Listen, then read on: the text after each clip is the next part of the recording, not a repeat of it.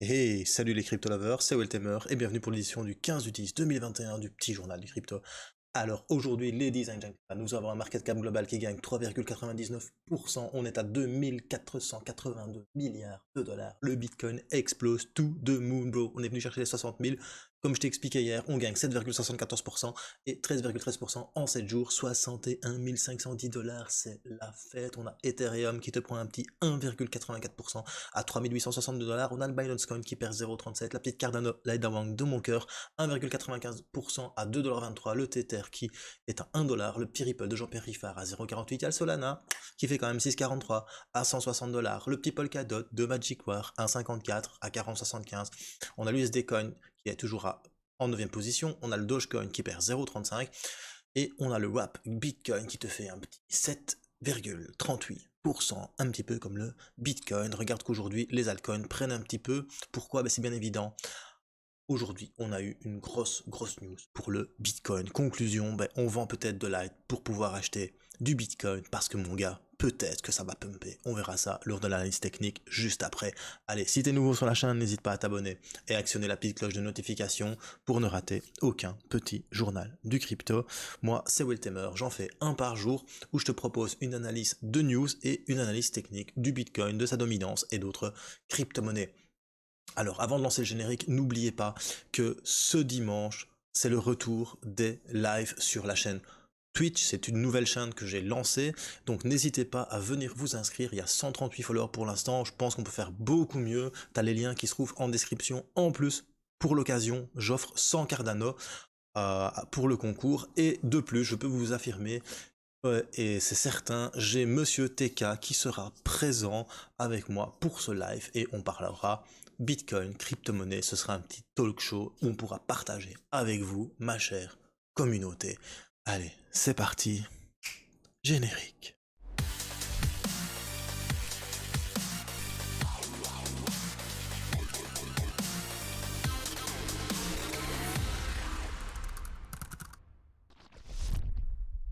Alors aujourd'hui, on ne va pas aller sur beaucoup de news, on va seulement s'attarder sur cette news. La Security Exchange Commission, la SEC, s'apprête à autoriser les ETF Bitcoin futurs à l'approche de la date limite pour Valkyrie. Donc c'est assez historique, ça fait plus de 7 ans que les ETF Bitcoin sont refusés par la Security Exchange Commission. Pourquoi la Security Exchange Commission refusait l'ETF Bitcoin? Ici, c'est pas encore certain que c'est passé.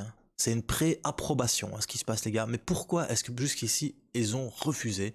Mais parce que pour eux, dans le passé, l'espace crypto était en proie à des risques pour les investisseurs. La SEC était inquiète du fait que les prix pourraient être manipulés et que les liquidités pourraient être insuffisante et trop importante pour les investisseurs individuels. Les 3 derniers rendements annuels du Bitcoin ont été une perte de 74%, suivi de gains de 95% et d'un gain de 305%. De plus, la SEC s'est demandé si les fonds disposeraient des informations nécessaires pour évaluer de manière adéquate les crypto-monnaies ou les produits connexes qu'ils proposeraient aux investisseurs. Il y a aussi des questions sur la validation de la propriété des pièces détenues par les fonds et la menace de piratage. Maintenant, ils ont bien compris qu'il n'y a pas possibilité de pirater le Bitcoin. À côté de ça, il y a, d'autres pays qui ont lancé des ETF. Il y a la Suisse, il y a le Canada. Du coup, maintenant, cet ETF, ça va se passer pour pour les États-Unis. Et ça, c'est assez lourd. En plus, c'est le Nasdaq qui annonce qu'il y a une pré-approbation de la SEC pour l'ETF des futurs pour Valkyrie ETF Trust 2. Et ça va se passer sur Nasdaq. Ça veut dire que tu pourras acheter, en fait, tu pourras parier sur le prix futur du Bitcoin. Tu vas me dire, oui, mais on sait déjà le faire. Oui, mais là, c'est différent. Ça se passe sur Nasdaq, c'est officiel et c'est la SEC qui l'autorise.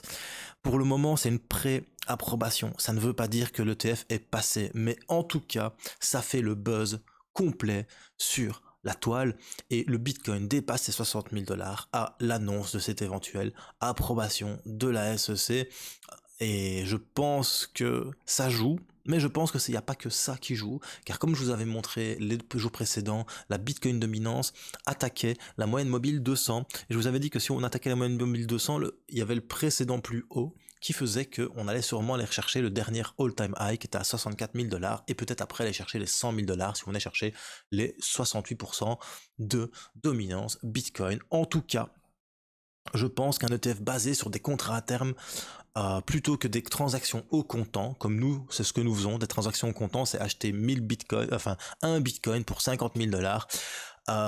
C'est pas ça qui pour moi va augmenter drastiquement le prix du bitcoin, car ce ne sont que des transactions qui va permettre aux investisseurs de parier sur l'orientation future de la crypto-monnaie plutôt que de l'acheter ou de le vendre au prix actuel.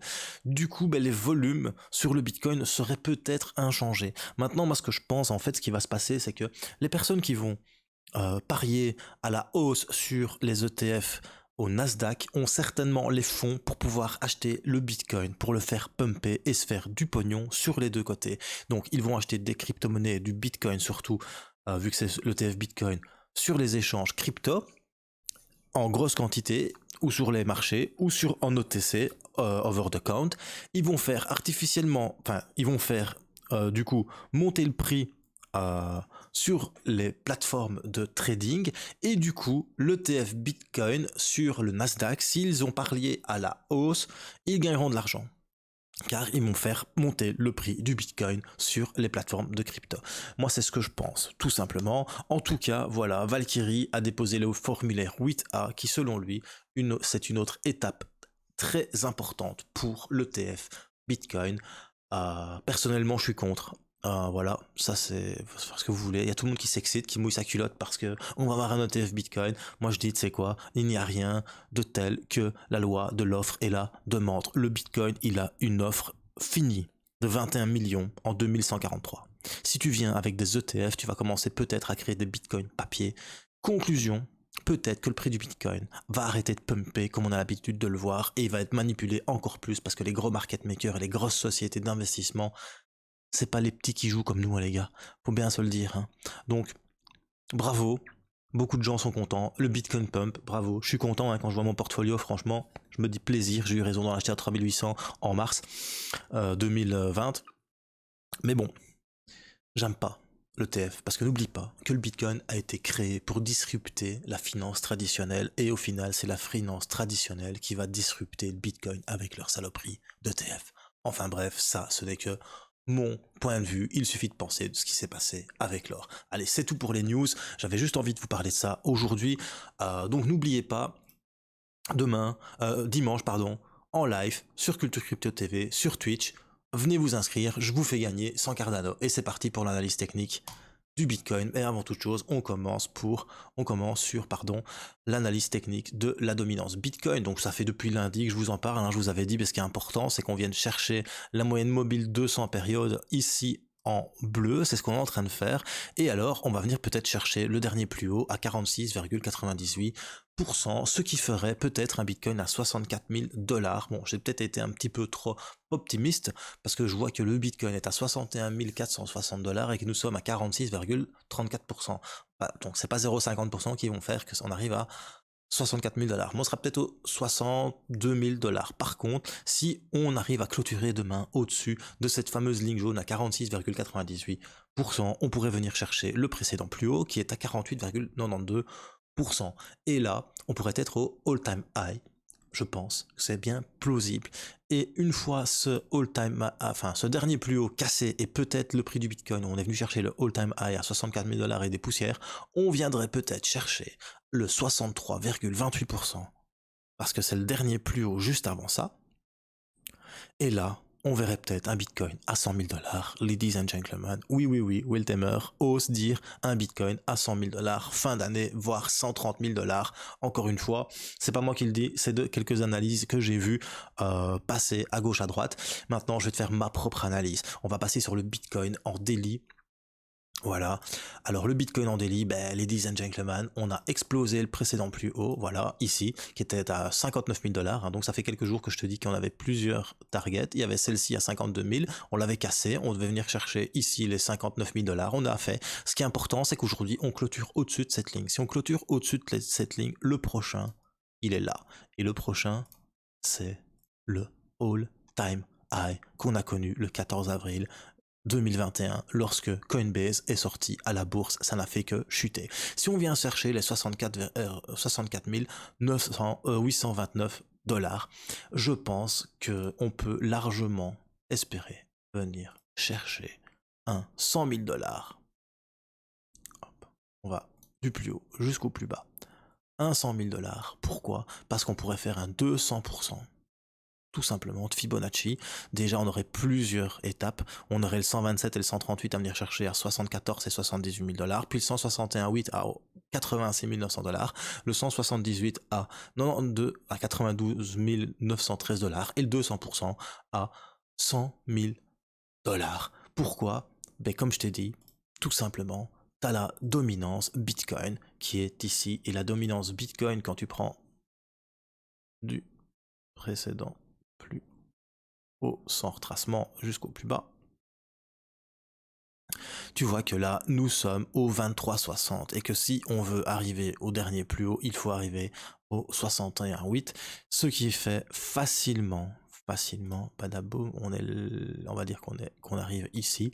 Si on arrive là, on doit faire 29% de dominance, ça veut dire qu'on doit quasiment, par rapport au cours d'aujourd'hui, on est à 36%, on a quasiment augmenté d'un tiers le prix du Bitcoin pour arriver là. Si tu augmentes d'un tiers le prix du Bitcoin, on arrive aisément à 80 000 $. Donc, première target, plausible, c'est les 80 000 $. Maintenant, voilà, moi, je suis pas Madame Irma, je suis juste un gars comme toi qui kiffe grave la crypto. Je suis pas analyste technique, je suis pas conseiller financier. C'est pas mon taf, bro.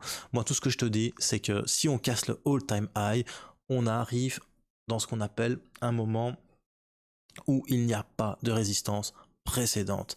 Conclusion, on est en price discovery, donc on est en découverte de prix. Le prix peut vraiment pumper sauvage. Imagine, parce que je peux pas te donner des données vraiment tangibles, mais imagine si le Bitcoin nous fait le même pump qu'on a connu ici, à 317% depuis là, puis son plus bas qu'on a eu. Allez, on va dire de ce plus bas là. Un petit 317%. Ça nous fait un Bitcoin à 120 000 $. Donc voilà, je pense que tout est possible. Maintenant, faut pas s'exciter, parce que demain, le Bitcoin il peut chuter. N'oublie pas, les crypto-monnaies, c'est très volatile. C'est pas parce qu'aujourd'hui ça monte que demain ça va descendre. Par contre, tu remarqueras que tes altcoins sont empreints de perte de l'argent. Bien évidemment, tous ceux qui détiennent des altcoins vendent en espérant que le Bitcoin pump derrière. Et franchement, je pense que c'est ce qui va se passer. Parce que quand je vois toutes ces alts, genre Atom qui avait pumpé blindé, quand je vois en USD, tu vois que ça a déjà passé de 44 à 33 en quelques jours, quand je vois qu'il perd 5% le Axis, quand je vois vraiment toutes ces petites... Le T-Fuel qui perd 7% en Bitcoin, tu vois, ça veut dire qu'on vend du Bitcoin. On vend et on achète du Bitcoin. Donc on vend de l'altcoin contre du Bitcoin. C'est pour ça que le prix en Bitcoin chute des altcoins. Et ça, il n'y a pas photo. Ça va pas être la saison, ça va être la Bitcoin saison. Et ça sent le pump de cochon, car les gens achètent du Bitcoin en masse parce qu'ils espèrent que derrière, le Bitcoin pump sévère. Voilà, c'était Wiltemer pour le petit journal du crypto. Si t'as bien aimé, bro, un petit pouce bleu. Si t'as pas aimé, un petit pouce rouge. Et surtout, bro, n'oublie pas, choose life, choose freedom, and choose Bitcoin. Peace.